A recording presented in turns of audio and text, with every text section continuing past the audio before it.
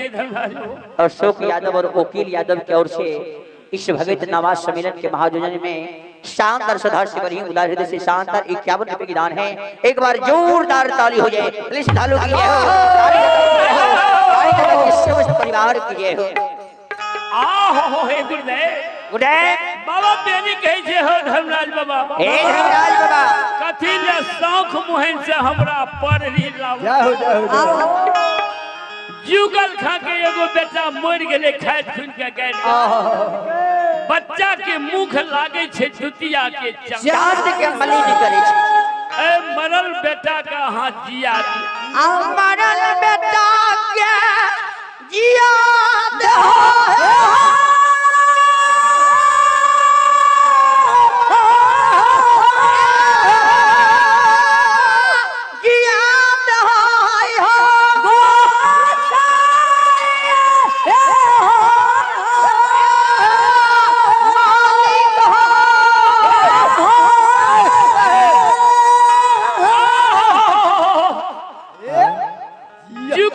मरल का बेटा का जिया दो मालिक। धर्मक नाम उठ जाता धर्म में कलंक लाग देते। जय हो जय हो।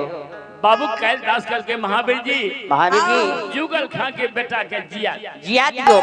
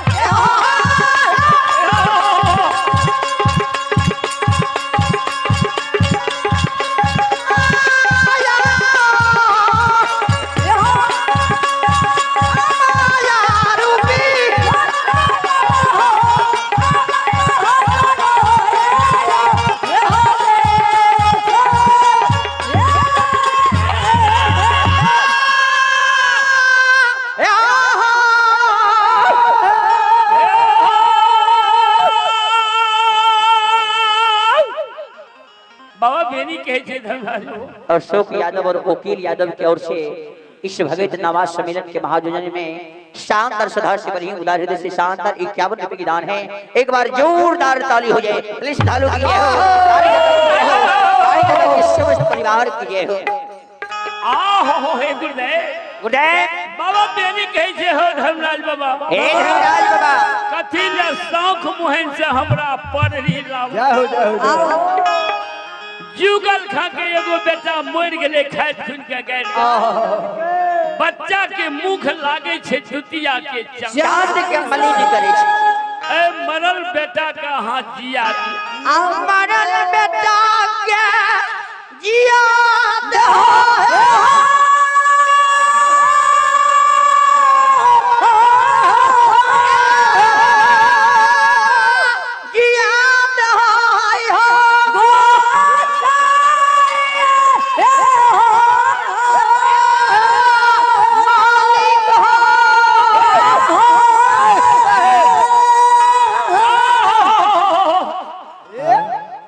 जुगल खा के मरल का बेटा का जिया दो मालिक धर्मक नाम उठ जाता धर्म में कलंक लाग के जय हो जय।